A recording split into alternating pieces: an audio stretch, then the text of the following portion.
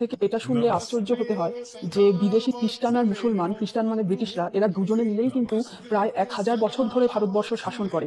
কিন্তু যে সময় মুসলমান শাসন ছিল মুঘলদের সময় কি তার আগে, এই 800 বছর মুসলমান শাসনে কিন্তু হিন্দুদের ঐক্য কোনোভাবে ভাঙা যায়নি। হিন্দু ধর্ম বা ধর্মের বা ভারতবর্ষের যে মূল্যবোধ, সেই মূল্যবোধের পিওরিটি বা বিশুদ্ধতা একটু ক্ষুণ্ণ হয়েছিল, কিন্তু কোনোভাবে সেই মূল্যবোধকে পুরোপুরি নষ্ট করে দেওয়া যায়নি। লুট হয়েছে, দাঙ্গা হয়েছে, হত্যা হয়েছে, ধর্মান্তকরণ হয়েছে, মানে কনভার্সন হয়েছে, সবকিছু হয়েছে। তা সত্ত্বেও কিন্তু ভারতবর্ষ, পুরো দেশটার যে বেসিক মূল্যবোধ ছিল, কর্তব্য, একতা, রেসপেক্ট, সমাজের প্রতি কর্তব্য, এই কোনো কিছুকে কিন্তু নষ্ট করে দেওয়া যায়নি। এটা কখন নষ্ট করা গেল? সেটা হচ্ছে ব্রিটিশরা আসার পর।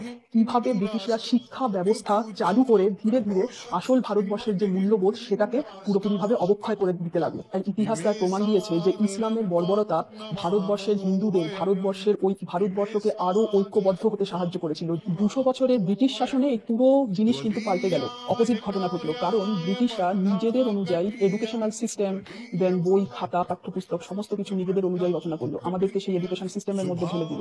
আর তখনই ধীরে ধীরে বিশেষ করে সেই সম্প্রদায়টা, আমাদের মতো শিক্ষিত, পড়াশোনা করছে, স্কুলে যাচ্ছে, কলেজে যাচ্ছে, সেই শিক্ষিত সম্প্রদায়টার অবক্ষয় খুব তাড়াতাড়ি ঘটলো। কিভাবে ঘটলো?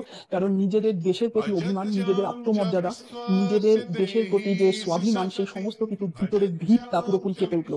আমরা অন্ধের মতো বিশ্বাস করতে লাগলাম যে ব্রিটিশরা যা শেখাচ্ছে, ব্রিটিশরাই আদর্শ, ব্রিটিশদের সবকিছু উৎকৃষ্ট। এই কারণে স্বাধীনতা আর বিপ্লবী আন্দোলনের সময় দু রকমের দৃশ্য দেখা গিয়েছিল। যারা সশস্ত্র ভূমিকায় অবতীর্ণ ছিলেন, তারা কোনোদিনও সশস্ত্র আন্দোলনে, তারা কোনোদিনও ব্রিটিশদের প্রতি নিজেদের আত্মসমর্পণ করেনি। কিন্তু যারা মূলত অহিংস আন্দোলনের মেন কাণ্ডারি ছিলেন, বাবু কালচার লোকেরা, শিক্ষিত সম্প্রদায়রা, তাদের ভিতরে এই অবক্ষয় দেখা গেছিল সবার আগে।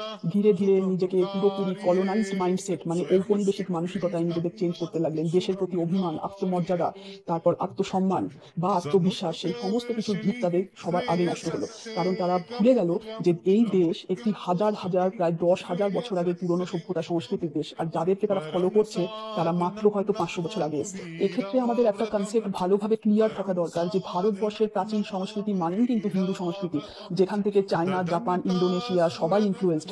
বৌদ্ধ বা জৈন সমস্ত যে পরবর্তী মানব কল্যাণ বা মানবধর্মী ধর্মের উৎপত্তি হয়েছে, সেই সমস্ত এই হিন্দু ধর্ম থেকে ইনফ্লুয়েন্স।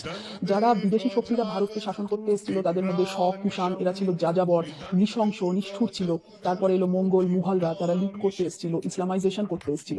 তো কোনো কিছুর সাথেই কিন্তু ভারতবর্ষের যে মূল ভিত্তি, মানব কল্যাণ, মানব ধর্ম, কর্তব্য, পরস্পরের প্রতি, সমাজের প্রতি, জাতির প্রতি কর্তব্য, সেই কোনো কিছুর মিল পাওয়া যায় না।